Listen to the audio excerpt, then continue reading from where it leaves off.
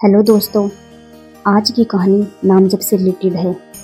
तो चलिए शुरुआत करते हैं। कावेरी नदी के किनारे बसे नंदगढ़ गांव में एक पुराना पीपल था, जिसे गांव वाले भूत वाला पीपल कहते थे। दिन में उसके नीचे गायें बैठती, बच्चे खेलते, पर सूरज ढलते ही कोई उधर नहीं जाता था। कहते थे रात को वहां से सिसकियां आती हैं, कभी कभी किसी के रोने जैसी आवाज। उसी पीपल से 10 कदम दूर एक टूटी फूटी झोपड़ी में रामू पांडे रहते थे। 60 साल की उम्र, पत्नी 5 साल पहले चली गई, बेटा शहर में मजदूरी करता। रामू पांडे के पास कुछ नहीं था सिवाय एक तांबे के लोटे, एक रुद्राक्ष की माला और महादेव पर अटूट भरोसा।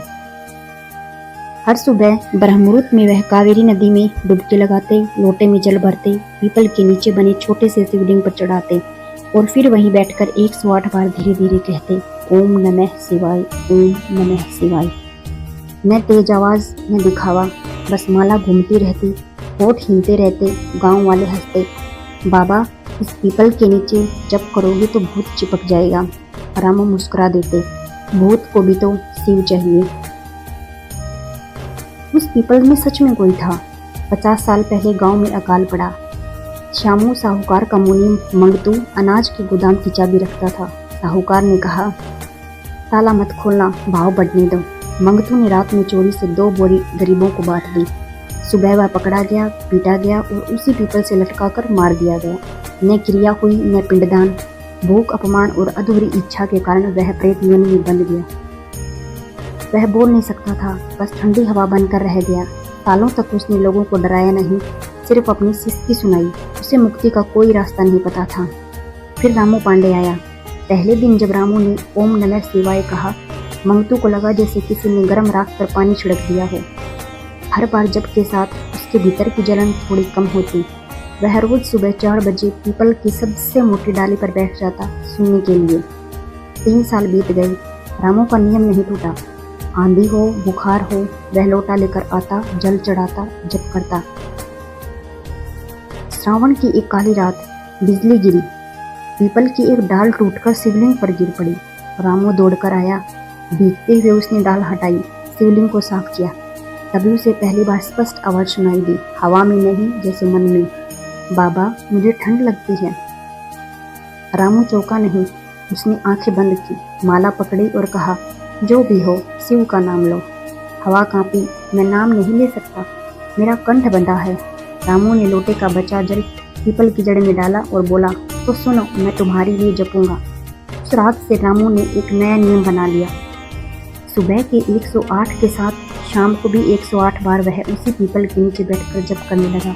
वह हर बार अंत में कहता, हे भोलेनाथ, यदि मेरे जप में कुछ पुण्य हो तो वह इस अज्ञात जीव को मिले। गांव वाले अब सच में डरने लगे। बाबा पागल हो गया है, भूत से बात करता है। बेटे ने शहर से बुलावा भेजा, रामू नहीं गया। मंगतू धीरे धीरे बदल रहा था। जप की ध्वनि उसके लिए रस्सी बन गई थी, जो उसे नीचे खींच रही थी। उसे अपने किए की याद साफ होने लगी। वह चोरी नहीं, दया थी। उसे बस एक बार किसी के मुख से अपने लिए शिव सुनना था। उसी साल महाशिवरात्रि पर गांव में जागरण था, पर रामू नहीं गया। वह पीपल के नीचे अकेला बैठा रहा। रात भर उसने माला नहीं छोड़ी। लगभग तीसरी पहर जब उसकी आवाज फटने लगी, पीपल से एक धुंधली आकृति नीचे उतरी। मैला कुर्ता, झुकी आंखें, पांव जमीन से 4 अंगुल ऊपर। मंगतू। उसने हाथ जोड़ने की कोशिश की, हाथ कांपे। रामू ने माला रोकी नहीं, बस आंखों से कहा, बैठो। मंगतू फुसफुसाया, 30 साल से कोई नाम नहीं लिया मेरे लिए, आज तुम्हारे एक एक ओम नमः शिवाय से मेरा बोझ हल्का हुआ है। रामू ने लोटा आगे बढ़ाया, जल लो फिर नाम लो। मंगतू ने जल को छुआ नहीं, पर जैसे ही रामू ने अगली बार ओम नमः शिवाय कहा, मंगतू के होठ हिले। पहली बार टूटे स्वर में उसने दोहराया, नमः शिवाय। कहते हैं उसी क्षण पीपल के पत्ते थम गई, हवा रुक गई। एक हल्की नीली लो सी मंगतू के चारों ओर घूमी और ऊपर की ओर उठ गई। कोई चीख नहीं, कोई धमाका नहीं, बस पीपल की छाल से सालों पुरानी कालिख झड़ गई और नीचे शिवलिंग पर अपने आप बेलपत्र गिरा। सुबह गांव वालों ने देखा, रामू पीपल के नीचे सोया है, माला अभी भी हाथ में। पीपल के नीचे अब डर नहीं लगता था। बच्चे फिर से वहां खेलने लगे।